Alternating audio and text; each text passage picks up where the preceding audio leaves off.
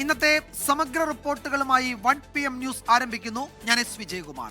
Sabarimala സ്വർണ്ണക്കൊള്ളയുടെ ബുദ്ധികേന്ദ്രം A Padmakumar എന്ന പ്രത്യേക അന്വേഷണ സംഘം. പത്മകുമാർ കൂട്ടുപ്രതികളുമായി ഗൂഢാലോചന നടത്തിയെന്ന് റിമാൻഡ് റിപ്പോർട്ട്. സ്വർണ്ണപ്പാളിക്ക് പകരം ചെമ്പുപാളിയെന്ന് സ്വന്തം കൈപ്പടയിൽ പത്മകുമാർ കുറിച്ചെന്നും റിമാൻഡ് റിപ്പോർട്ടിൽ പരാമർശം. അന്വേഷണ സംഘം മുൻ ദേവസ്വം മന്ത്രി കടകംപള്ളി സുരേന്ദ്രനെ ചോദ്യം ചെയ്യുമോ എന്നതാണ് ഇനി നിർണായകം.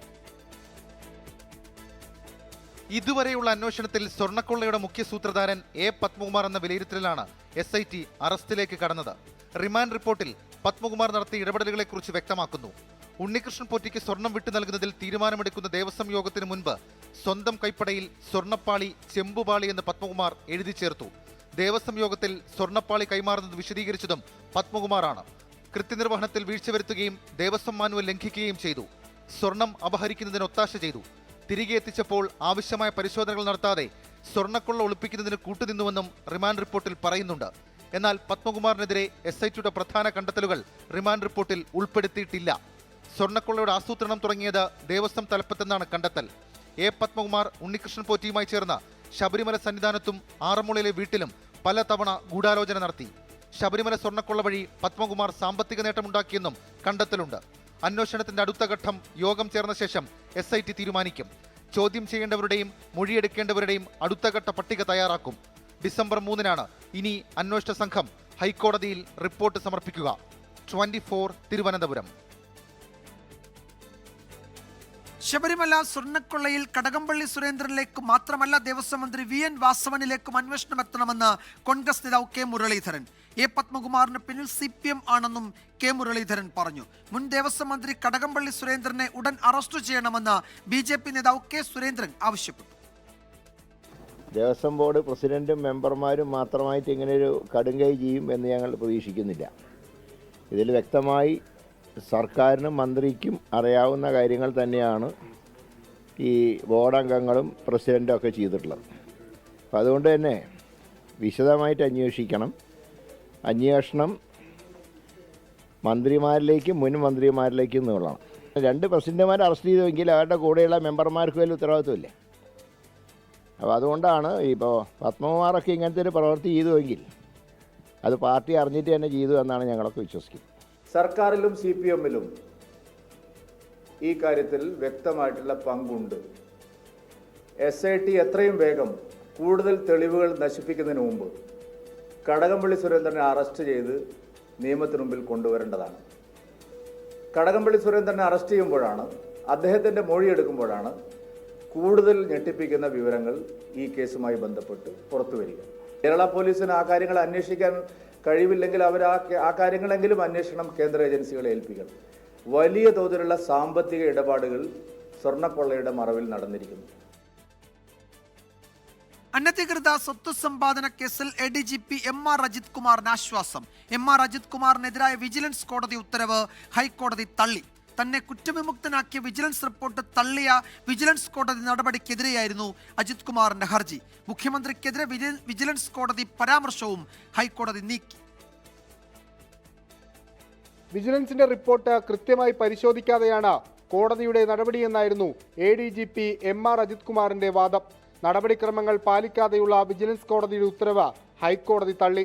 നടപടിക്രമങ്ങൾ പാലിച്ച പരാതിക്കാർക്ക് പ്രോസിക്യൂഷൻ അനുമതിക്കായി സർക്കാരിനെ സമീപിക്കാമെന്നും കോടതി. ചട്ടങ്ങൾ പ്രകാരം അന്വേഷണത്തിന് പ്രോസിക്യൂഷൻ അനുമതി തേടാത്തതിൽ വിജിലൻസ് കോടതിക്ക് വീഴ്ച സംഭവിച്ചെന്ന് നേരത്തെ ഹൈക്കോടതി വ്യക്തമാക്കിയിരുന്നു. വിജിലൻസിന്റെ അന്തിമ റിപ്പോർട്ടിലെ മുഖ്യമന്ത്രി അംഗീകരിച്ചെന്ന പരാമർശത്തെയും തിരുവനന്തപുരം വിജിലൻസ് കോടതി നിശ്ചിതമായി വിമർശിച്ചിരുന്നു. മുഖ്യമന്ത്രി വിജിലൻസിന്റെ ഭരണത്തലവൻ മാത്രമാണെന്നും അന്വേഷണത്തിന്റെ ഒരു ഘട്ടത്തിലും ഇടപെടാൻ രാഷ്ട്രീയ ഉന്നതർക്ക് കഴിയില്ലെന്നും കോടതി നിരീക്ഷിച്ചിരുന്നു. ഈ പരാമർശവും ഹൈക്കോടതി നീക്കി. പരാമർശം അനുചിതമെന്നായിരുന്നു നിരീക്ഷണം. സ്വർണ്ണക്കടത്ത്, കവടിയാറിലെ ഫ്ളാറ്റ് വിൽപ്പന, അനധികൃത സ്വത്ത് സമ്പാദനം തുടങ്ങിയ കാര്യങ്ങൾ ഉന്നയിച്ച നെയ്യാറ്റിങ്കര സ്വദേശി അഡ്വക്കേറ്റ് നാഗരാജാണ് MR അജിത് കുമാറിനെതിരെ പരാതി നൽകിയത്. ഹൈക്കോടതിയിലെ ഹർജിയിൽ മുൻ MLA PV അൻവറും ADGPക്കെതിരെ കക്ഷി ചേർന്നിരുന്നു. വിഷ്ണു സുരേഷ്, 24 കൊച്ചി. പോരാട്ടച്ചൂടിൽ കേരളം.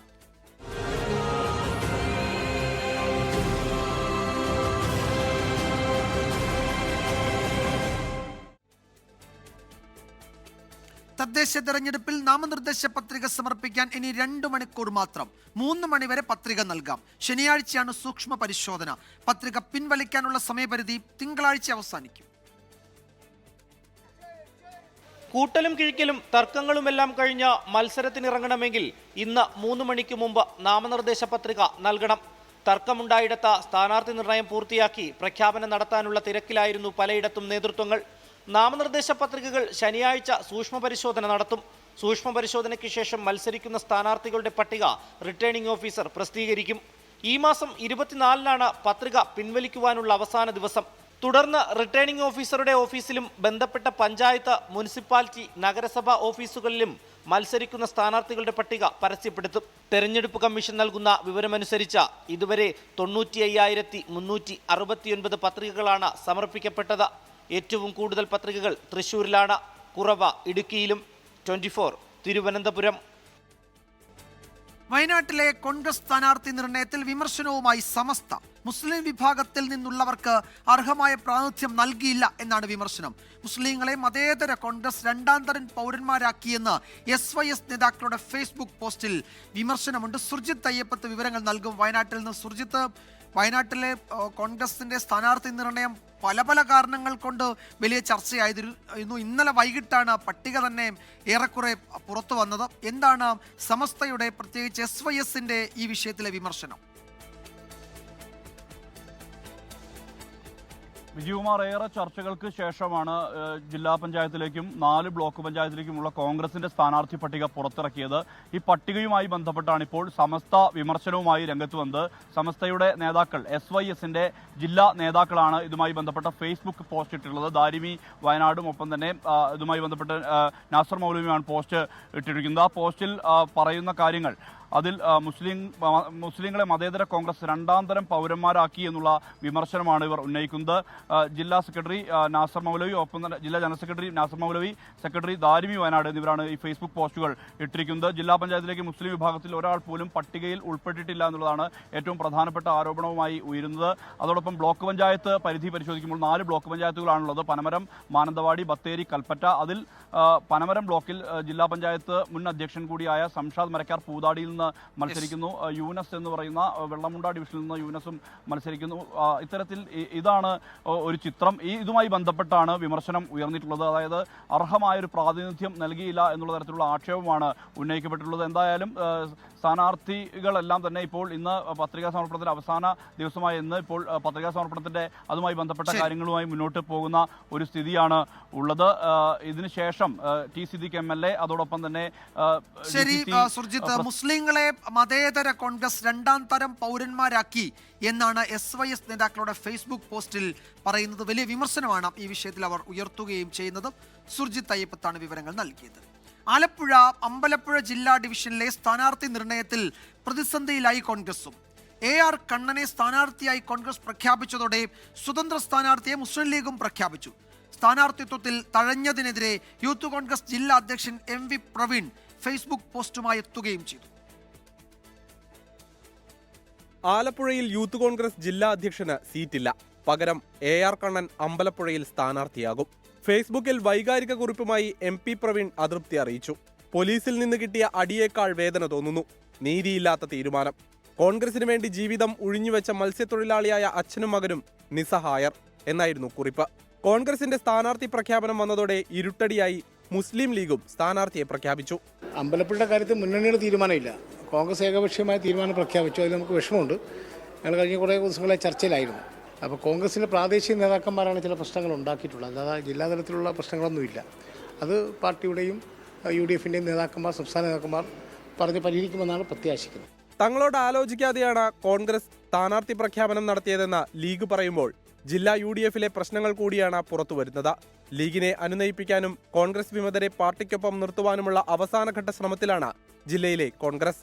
മുതിർന്ന നേതാക്കളായ KC വേണുഗോപാലും രമേശ് ചെന്നിത്തലയും ചർച്ചകൾ നടത്തിവരികയാണ്. 24 ആലപ്പുഴ. തെരഞ്ഞെടുപ്പിൽ NSSന് സമദൂരമെന്ന് general secretary G Sukumaran Nair. ആരോടും പ്രത്യേക മമതയില്ല. വിശ്വാസത്തിന്റെ കാര്യമായതിനാലാണ് ശബരിമലയിൽ സമദൂരത്തിലെ ശരിദൂരം എന്ന് പറഞ്ഞത്. സ്വർണ്ണക്കൊള്ളയിലെ അന്വേഷണം ശരിയായ ദിശയിലാണ് മുന്നോട്ട് പോകുന്നതെന്നും G സുകുമാരൻ നായർ പറഞ്ഞു. സാമ്പത്തിക ഇടപാടുമായി ബന്ധപ്പെട്ട് മുൻ MLA PV അൻവറിന്റെ വീട്ടിലും സ്ഥാപനങ്ങളിലും ED പരിശോധന. മലപ്പുറം ഒതായിലെ വീട്ടിലും മഞ്ചേരിയിലെ സിൽസില പാർക്കിലും ഉൾപ്പെടെ പരിശോധന 5 മണിക്കൂർ പിന്നിട്ടു. കേരള ഫിനാൻഷ്യൽ കോർപ്പറേഷനിൽ നിന്നെടുത്ത വായ്പയുമായി ബന്ധപ്പെട്ടാണ് റെയ്ഡ് എന്നാണ് സൂചന. കള്ളപ്പണ ഇടപാടുമായി ബന്ധപ്പെട്ട് PV അൻവറിനെതിരെ EDക്ക് പരാതി ലഭിച്ചിരുന്നു.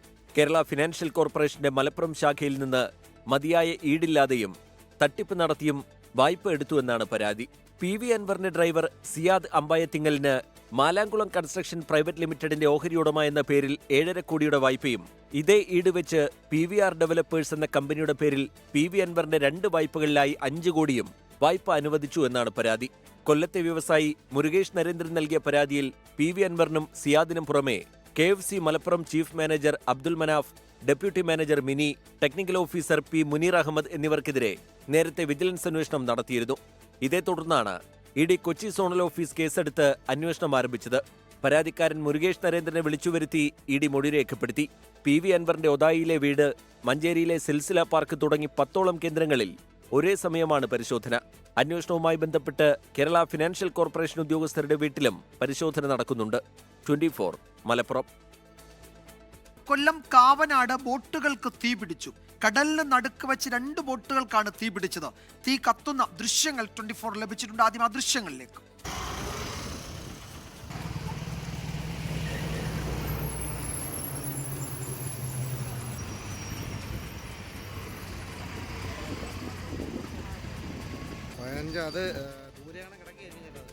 സലീം മാലിക് വിവരങ്ങൾ നൽകും കൊല്ലത്തുനിന്ന്. സലീമ, ഈ ബോട്ടിലുണ്ടായിരുന്ന മത്സ്യത്തൊഴിലാളികളെ സുരക്ഷിതരായി തീരത്തെത്തിച്ചല്ലോ അല്ലേ? വിജയകുമാർ, അല്പസമയം മുൻപ് മാത്രമാണ് ഈ തീപിടുത്തം ഉണ്ടായത്. ആ തീപിടുത്തത്തിന്റെ കാരണം പോലും വ്യക്തമായിട്ടില്ല. 10 മിനിറ്റ് മാത്രമാണ് ഈ തീപിടുത്തം ഉണ്ടായിട്ട് സമയമായിട്ടുള്ളൂ. ഇപ്പോഴും തീ വലിയ നിലയിൽ കത്തുകയാണ്. അതിൽ ജീവനക്കാരുണ്ടോ എന്നുള്ള കാര്യം ഉൾപ്പെടെ ഈ ഘട്ടത്തിലും വ്യക്തതയില്ല. ഈ കടലിനും കായലിനും സമീപത്തുള്ള പ്രദേശത്ത്, കായൽ പ്രദേശത്ത് വെച്ചാണ് ഈ ബോട്ടിന് തീപിടിച്ചത് എന്നുള്ളതാണ് മനസ്സിലാക്കുന്നത്. മുക്കാട് ക്ഷേത്രത്തിന് സമീപത്താണ്, മുക്കാട് പള്ളിക്കും ക്ഷേത്രത്തിനും സമീപത്ത് വെച്ചുള്ള സ്ഥലത്ത് വെച്ചാണ് 2 ബോട്ടുകൾക്ക് തീപിടിച്ചത്. എങ്ങനെയാണ് തീപിടിച്ചത് എന്നും വ്യക്തമല്ല. ഇപ്പോഴാ ആ പ്രദേശത്തുള്ളവർ പറയുന്നത് വലിയ ശബ്ദത്തോടു കൂടി അതിൽ നിന്ന് ഈ എന്തൊക്കെയോ പൊട്ടിത്തെറിക്കുന്നതിന്റെ ഉൾപ്പെടെയുള്ള ശബ്ദങ്ങൾ കേൾക്കുന്നുണ്ട് എന്നുള്ളതാണ്. വലിയ പുകപടലങ്ങളും ഉണ്ട്. നമ്മൾ ഈ ഘട്ടത്തിൽ ആ സ്ഥലത്തേക്ക്, ആ പ്രദേശത്തേക്ക് പോവുകയാണ്. ഈ സ്ഥലത്ത് നഷ്ടപടിക്കാരും ഒപ്പം തന്നെ അവിടെ കടലും രണ്ടും അടുത്തടുത്ത് തന്നെയുള്ള പ്രദേശമാണ്. അവിടെയാണ് ഇപ്പോൾ ഈ നിലയിലൊരു തീപിടുത്തം ഉണ്ടായിരിക്കുന്നത്. വലിയ നിലയിൽ ആ പ്രദേശത്തെ മൊത്തം പുകപടലമാകുന്ന രീതിയിലുള്ള ഒരു വലിയ തീപിടുത്തമാണ് ഈ ബോട്ടിൽ ഉണ്ടായത് എന്നുള്ളതാണ് നമ്മൾ മനസ്സിലാക്കുന്നത്. ആ ദൃശ്യങ്ങൾ കണ്ടാൽ തന്നെ നമുക്ക് അറിയാൻ കഴിയും. നമ്മുടെ തന്നെ സാരഥിയായ ശ്രീകാന്താണ് ആ ദൃശ്യങ്ങൾ പകർത്തിയത്. ഈ ഘട്ടത്തിൽ ഒരു വലിയ തീപിടുത്തമാണ് അവിടെ ഉണ്ടായിരിക്കുന്നത് എന്നുള്ളതാണ്. സാധാരണഗതിയിൽ ഈ സ്ഥലത്തേക്ക് പോയതിനു ശേഷം ആളുകൾ മത്സ്യബന്ധനത്തിലൊക്കെ പോയതിനു ശേഷം തിരികെ വരുന്ന സമയമാണ്. ആ സമയത്ത് അവിടേക്ക് ഈ ബോട്ട് അടുപ്പിക്കുന്നതിനിടയിലാണോ ഈ അപകടം ഉണ്ടായത് എന്നുള്ളത് ഉൾപ്പെടെയുള്ള കാര്യങ്ങളാണ് ഇപ്പോൾ പരിശോധിച്ചു വരുന്നത്. നിലവിൽ ഈ അവിടുത്തെ തൊഴിലാളികൾ തന്നെയാണ് കടലിലെ തീ അണയ്ക്കാനുള്ള ശ്രമം നടത്തുന്നത്. മറ്റു രക്ഷാപ്രവർത്തനത്തിലുള്ള സമയമായിട്ടില്ല. വളരെ അല്പസമയം മുൻപ് മാത്രം, 10 മിനിറ്റ് മുൻപ് മാത്രമാണ് ഈ തീപിടുത്തം ആരംഭിച്ചത്. ആദ്യം ചെറിയ തോതിൽ പുക വരികയും പിന്നാലെ അതൊരു വലിയ തീഗോളമാവുകയും ചെയ്യുകയായിരുന്നു എന്നുള്ളതാണ്. നല്ല നിലയിൽ ബോട്ടുകൾ കത്തുന്നു എന്നുള്ളത് നമ്മൾ മനസ്സിലാക്കുന്നുണ്ട്. കാവനാട് പാലത്തിന്റെ സമീപത്താണ് ഈ തീപിടുത്തം ഉണ്ടാകുന്നത്. ചാമക്കട ഫയർ സ്റ്റേഷനിൽ നിന്നുള്ള ഈ ഫയർഫോഴ്സ് യൂണിറ്റ് ഇപ്പോൾ അവിടേക്ക് തിരിച്ചിട്ടുണ്ട്. 3 യൂണിറ്റ് ഫയർഫോഴ്സ് ആണ് ഇപ്പോൾ അവിടേക്ക് പോകുന്നത്. അവിടേക്ക് പോയെങ്കിൽ പോലും എങ്ങനെയാണ് ഇതിന് നടുക്ക്, വെള്ളത്തിന് നടുക്കാണ് ഇപ്പോഴുള്ളത്. അത് തീ അണയ്ക്കുന്നത് ഉൾപ്പെടെയുള്ള കാര്യങ്ങൾ ശ്രമകരമായ ദൗത്യമാണ്. വളരെ വേഗത്തിൽ തന്നെ ഫയർഫോഴ്സ് യൂണിറ്റ് ഉൾപ്പെടെയുള്ളവർ അവിടേക്ക് തിരിച്ചിട്ടുമുണ്ട്. അതിൽ തൊഴിലാളികൾ ആരുമില്ല. അത്തരത്തിലുള്ള ജീവഹാനി ഉൾപ്പെടെയുള്ള അപകടങ്ങൾ ഇല്ല എന്നുകൂടി മനസ്സിലാക്കുന്നുണ്ട്. അതിൽ ഒരു വ്യക്തത കൂടി വരേണ്ടതുണ്ട്. കാരണം ഈ മത്സ്യബന്ധനത്തിന് പോയതിനു ശേഷം തിരികെ വന്ന് അതിനുശേഷമുള്ള സമയത്താണ്. സലീം മാലിക്കാണ് വിവരങ്ങൾ നൽകിയത്. 2 ബോട്ടുകൾ, അതിൽ നിന്ന് വലിയ തോതിൽ പുക ഉയരുന്നുണ്ട്. ഫയർഫോഴ്സ് സംഘമൊക്കെ അവിടേക്ക് എത്തുന്നതേ ഉള്ളൂ. തീയണയ്ക്കാനുള്ള ശ്രമം തുടരുകയാണ്. അതിൽ മത്സ്യത്തൊഴിലാളികൾ ഉണ്ടാവില്ല എന്നാണ് പ്രാഥമിക വിലയിരുത്തൽ. ഒരു പ്രധാനപ്പെട്ട ഇപ്പോൾ വരുന്നത് ശബരിമല സ്വർണ്ണ കൊള്ള കേസിൽ SIT സംഘം പത്മകുമാറിന്റെ വീട്ടിൽ പരിശോധന നടത്തുന്നു എന്നാണ്. അദ്ദേഹത്തിന്റെ വീട്ടിൽ പ്രത്യേക അന്വേഷണ സംഘം എത്തിയിട്ടുണ്ട്. വളരെ അതീവ രഹസ്യമായാണ് ആ സംഘം അവിടെ എത്തി പരിശോധന നടത്തുന്നത്. ഏതാണ്ട് 45 മിനിറ്റായി ആ വീട്ടിൽ അന്വേഷണ സംഘമുണ്ട്. അവർ ചില രേഖകളൊക്കെ പരിശോധിക്കുന്നു എന്ന് ഞങ്ങളുടെ പത്തനംതിട്ട ബ്യൂറോ റിപ്പോർട്ട് ചെയ്യുന്നുണ്ട്. ഇറാൻ അവയവക്കടത്തിന്റെ നടുക്കുന്ന കണ്ടെത്തലുകളുമായി NIA സംഘം ലക്ഷ്യമിട്ടത് സാമ്പത്തികമായി പിന്നാക്കം നിൽക്കുന്നവരെ പണം നൽകിയ ശേഷം ഭീഷണിപ്പെടുത്തി ഇറാനിലെത്തിച്ചെന്നും പ്രതികൾ ആ പണം ക്രിപ്റ്റോ കറൻസിയാക്കി മാറ്റിയെന്നുമാണ് കണ്ടെത്തൽ. മനുഷ്യക്കടത്തിനായി പ്രതി മധു ജയകുമാർ ആലുവ കുഴുവേലിപ്പടിയിൽ തുറന്ന ഓഫീസിന്റെ ദൃശ്യങ്ങളും 24 ലഭിച്ചു. സാമ്പത്തിക ബുദ്ധിമുട്ട് നേരിടുന്നവരെ ചൂഷണം ചെയ്താണ് മധുവും സംഘവും അവയവക്കടത്ത് നടത്തിയത്. ആദ്യം ഇത്തരക്കാർക്ക് പണം നൽകും, പിന്നീട് ഭീഷണിപ്പെടുത്തി ഇറാനിലെത്തിക്കും. കിഡ്നി ലക്ഷ്യം വെച്ചാണ് കൂടുതൽ ആളുകളെയും കടത്തിയിരുന്നത്. അവയവക്കടത്തിലൂടെ ലഭിച്ച പണം ക്രിപ്റ്റോ കറൻസിയായി മാറ്റിയും ഭൂമി വാങ്ങിയും സൂക്ഷിച്ചു. സ്റ്റെമാക്ലം എന്ന പേരിലുള്ള അക്കൗണ്ടിലേക്കാണ് പണം എത്തിയിരുന്നത്. മധുവും രാജ്യാന്തര അവയവക്കടത്ത് സംഘവും തമ്മിൽ അടുത്ത ബന്ധമുണ്ട്. മധുവിനും കൂട്ടാളികൾക്കും സഹായം നൽകിയവരെ കണ്ടെത്താനുള്ള അന്വേഷണത്തിലാണ് NIA. ഒപ്പം ലാഭമായി ലഭിച്ച പണം രാജ്യവിരുദ്ധ പ്രവർത്തനങ്ങൾക്ക് ഉപയോഗിച്ചിട്ടുണ്ടോ എന്ന അന്വേഷണവും ശക്തമാണ്. അതേസമയം മനുഷ്യക്കടത്തിനായി പ്രതി മധു ജയകുമാർ ഓഫീസ് തുറന്നത് ആലുവ കൊഴുവേലിപ്പടിയിലാണെന്നും കണ്ടെത്തി. 2021 മെഡിക്കൽ ടൂറിസം എന്ന പേരിലായിരുന്നു ഓഫീസ് വാടകയ്ക്കെടുത്തതെന്ന് കെട്ടിട ഉടമ വ്യക്തമാക്കി. മനുഷ്യക്കടത്തിന് മറയാക്കിയ കെട്ടിടത്തിന്റെ ദൃശ്യങ്ങൾ 24 ലഭിച്ചു. ഇരയാകുന്നവർക്ക് നഷ്ടം മാത്രം, ഇടനിലക്കാർക്ക് കോടികളുടെ ലാഭവും. കണ്ണിൽ ചോരയില്ലാത്ത അവയവക്കടത്ത് സംഘത്തെ പൂട്ടാനാണ് കേന്ദ്ര ഏജൻസിയുടെ തീരുമാനം. കൊച്ചിയിൽ നിന്ന് വിഷ്ണു സുരേഷ്, 24. ഇപ്പോൾ SIR-നെതിരെ സംസ്ഥാന സർക്കാർ നൽകിയ ഹർജി സുപ്രീം കോടതി പരിഗണിച്ചു. അത് കേരളത്തിന്റെ ഹർജികൾ പ്രത്യേകം പരിഗണിക്കും എന്നാണ് അറിയിച്ചത്.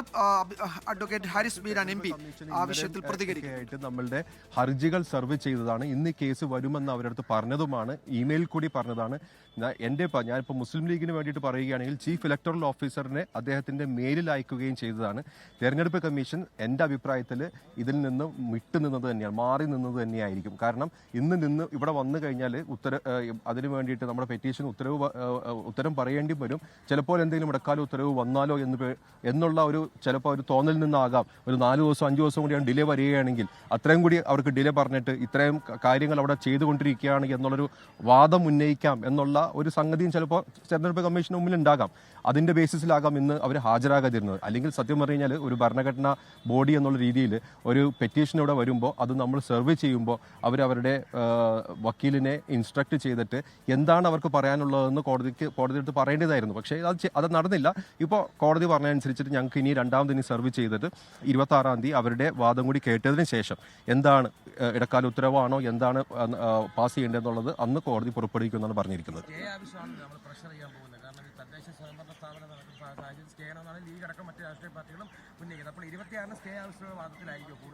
തീർച്ചയായിട്ടും 26-ന് ഇടക്കാല ഉത്തരവിന് വേണ്ടിയിട്ടുള്ളൊരു വാദം തന്നെയായിരിക്കും ഉണ്ടാകാൻ പോകുന്നത്. ഇന്നിപ്പോൾ സംസ്ഥാന സർക്കാരിന് വേണ്ടി ഹാജരായ ശ്രീ കപിൽ സിബലും അത് തന്നെ പറഞ്ഞു. ഇവിടെ ലോക്കൽ ബോഡി ഇലക്ഷൻസ് നടന്നുകൊണ്ടിരിക്കുകയാണ്, ഇന്നാണ് നോമിനേഷൻ കൊടുക്കേണ്ട അവസാനത്തെ തീയതി. അതുകൊണ്ട് തന്നെയാണ് ഈ കേസിലുള്ള അർജൻസി എന്ന് പറഞ്ഞപ്പോഴാണ് കോടതി പറഞ്ഞത് നിങ്ങളുടെ കേസ് മാത്രമാണ് 26-ന് ഞങ്ങൾ ലിസ്റ്റ് ചെയ്യുന്നത്, ബാക്കിയുള്ള കേസുകളെല്ലാം ഡിസംബറിലേക്ക് ഞങ്ങൾ ലിസ്റ്റ് ചെയ്യാൻ പോവുകയാണ്. അപ്പോൾ കോടതിക്ക് ആ ഒരു അർജൻസി ബോധ്യപ്പെട്ടിട്ടുണ്ട് എന്നുള്ളതാണ് നമുക്ക് തോന്നുന്നത്. അല്ല, നമുക്ക് ഈ കോടതിയുടെ പ്രതീക്ഷ നൽകുന്നതിനേക്കാളും കൂടുതൽ ഇത് നമ്മൾ ഒരു നടപടിക്രമങ്ങൾ പാലിക്കുന്നതിന്റെ ഭാഗമായിട്ടാണ്. നടപടിക്രമങ്ങൾ എന്ന് പറഞ്ഞാൽ ഭരണഘടനാ സ്ഥാപനമായിട്ടുള്ള തെരഞ്ഞെടുപ്പ് കമ്മീഷനാണ് അപ്പുറത്തെ സൈഡിലുള്ളത്. അവരെ കേൾക്കാതെ അവർ നടത്തുന്ന മറ്റേ ഈ SIR എന്ന് പറയുന്ന ഈ പ്രോസസ്സ് മാറ്റിവെക്കുക എന്ന് പറയുന്നത് കോടതിയെ സംബന്ധിച്ച് നടക്കുന്നൊരു കാര്യമല്ല. അപ്പോൾ അതുകൊണ്ട് ആ നടപടിക്രമങ്ങൾ പൂർത്തിയാക്കുന്നതിന്റെ ഭാഗമായിട്ട് കേരളത്തിന്റെ ഹർജികൾ പ്രത്യേകം പരിഗണിക്കും. തദ്ദേശ തെരഞ്ഞെടുപ്പ് പശ്ചാത്തലം അടക്കം ഇന്ന് സംസ്ഥാന സർക്കാരും കേരളത്തിൽ നിന്ന് ഹർജി നൽകിയവരും ചൂണ്ടിക്കാട്ടിയിട്ടുണ്ട്. അത് 26-ന് കേരളത്തിന്റെ ഹർജികൾ മാത്രം പരിഗണിക്കും. ഒരു പക്ഷേ ഇടക്കാല ഉത്തരവിന്മേലുള്ള വാദം അന്ന് നടന്നേക്കുമെന്നാണ് അഡ്വക്കേറ്റ് ഹാരിസ് ബീരാൻ MP പറഞ്ഞത്. അന്ന് തന്നെ ഇടക്കാല ഉത്തരവ് ഉണ്ടാകുമോ എന്നറിയില്ല, പക്ഷേ സാധ്യത തള്ളിക്കളയുന്നില്ല. ഇന്ന് സ്റ്റേ ആവശ്യം സർക്കാർ ഉന്നയിച്ചിരുന്നോ, അതിലെന്തെങ്കിലും കോടതി അഭിപ്രായം പറഞ്ഞിട്ടുണ്ടോ എന്നുകൂടി നമ്മൾ പരിശോധിക്കേണ്ടതുണ്ട്. നമ്മൾ നേരത്തെ സൂചിപ്പിച്ച റിപ്പോർട്ടിലേക്കാണ്. ശബരിമല സ്വർണ്ണക്കൊള്ളയിൽ SIT സംഘം A പത്മകുമാറിന്റെ വീട്ടിൽ പരിശോധന നടത്തുകയാണ്. ആറന്മുളയിലെ വീട്ടിലാണ് SIT സംഘം എത്തിയിരിക്കുന്നത്. ഏതാണ്ട് 45 മിനിറ്റായി ആ വീട്ടിൽ പരിശോധന നടത്തുകയാണ്. AV ജയശങ്കർ വിവരങ്ങൾ നൽകും പത്തനംതിട്ടയിൽ നിന്ന്. ജയശങ്കർ, അറസ്റ്റിന് തൊട്ടു പിന്നാലെ വീട്ടിൽ SIT സംഘത്തിന്റെ പരിശോധന ചില രേഖകൾ ഒരുപക്ഷെ കണ്ടെടുക്കാനൊക്കെയുള്ള ശ്രമങ്ങളായിരിക്കാം അല്ലേ? അതേ വിജയകുമാർ, ഈ ശബരിമല സ്വർണ്ണക്കൊള്ളയുമായി ബന്ധപ്പെട്ട് പത്മകുമാറിന്റെ അറസ്റ്റ് രേഖപ്പെടുത്തി മണിക്കൂറുകൾക്കുള്ളിലാണ് SIT സംഘം ഈ ആറന്മുളയിലെ അദ്ദേഹത്തിന്റെ വീട്ടിൽ പരിശോധന നടത്തുന്നത്. ഏകദേശം 12:00 ഒരു ഇൻസ്പെക്ടറുടെ നേതൃത്വത്തിൽ 7-അംഗ സംഘം ഈ വീട്ടിലേക്ക് എത്തുന്നത്. അതിനുശേഷം വീടിന്റെ വാതിൽ ഉൾപ്പെടെ അടച്ചാണ് നിലവിൽ ആ പരിശോധന നടത്തുന്നത്. ഏതെങ്കിലും തരത്തിൽ ഒരു പരിശോധന നടക്കുന്നുണ്ടോ എന്ന സൂചന പോലും നൽകാതെ അതീവ രഹസ്യമായിരുന്നു SITയുടെ ഒരു പരിശോധന ആരംഭിച്ചത്. ഈ ആറന്മുള ക്ഷേത്രത്തിന്റെ പടിഞ്ഞാറേ നടയിൽ SITയുടെ 2 വാഹനങ്ങൾ പാർക്ക് ചെയ്തു. അതിനുശേഷം സംഘം നടന്ന് വീട്ടിലേക്ക് കയറുകയായിരുന്നു. ഇപ്പോഴും SITയുടെ പരിശോധന ഈ വീടിനുള്ളിൽ പുരോഗമിക്കുകയാണ്. നമുക്കൊന്നും അങ്ങോട്ടേക്ക് പ്രവേശനമില്ല. ആദ്യഘട്ടത്തിൽ നമ്മൾ എത്തുന്നതിന് മുമ്പ് ഈ വീടിന്റെ വാതിലൊക്കെ തുറന്നു നിൽക്കുന്ന സാഹചര്യമായിരുന്നു. നമ്മൾ എത്തിയോടുകൂടി ക്യാമറ ദൃശ്യങ്ങൾ പകർത്തിയോടുകൂടി വാതിലൊക്കെ അടച്ച് ഇപ്പോൾ SITയുടെ പരിശോധന ഇപ്പോഴും പുരോഗമിക്കുകയാണ്. ഇൻസ്പെക്ടറുടെ നേതൃത്വത്തിൽ 7-അംഗ സംഘമാണ് പരിശോധന നടത്തുന്നത്. ഈ ശബരിമല സ്വർണ്ണക്കൊള്ളയുമായി ബന്ധപ്പെട്ട് ഏതെങ്കിലും തരത്തിലുള്ള രേഖകൾ ഇല്ലെങ്കിൽ മറ്റു തരത്തിലുള്ള ഇടപാടുകളുമായി ബന്ധപ്പെട്ട രേഖകളൊക്കെ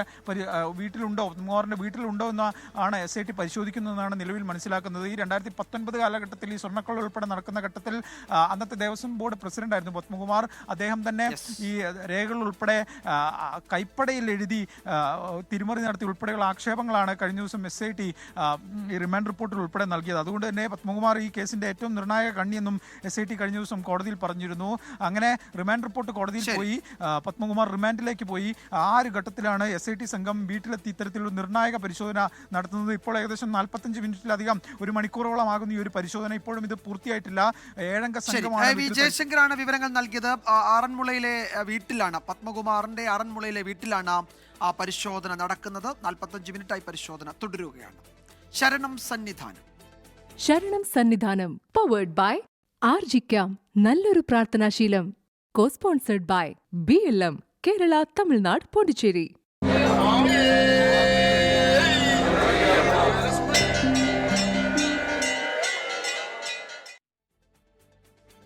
ശബരിമലയിൽ തീർത്ഥാടകരുടെ തിരക്ക് തുടരുകയാണ്. മണ്ഡലകാല തീർത്ഥാടനത്തിന്റെ 6-ാം ദിവസമായ ഇന്നലെ 86,000 തീർത്ഥാടകർ ദർശനം നടത്തി. 4,780 പേരാണ് സ്പോട്ട് ബുക്കിംഗ് വഴി സന്നിധാനത്തെത്തിയത്. കാനനപാത വഴിയും ആയിരക്കണക്കിന് ഭക്തർ ദർശനത്തിനെത്തുന്നുണ്ട്.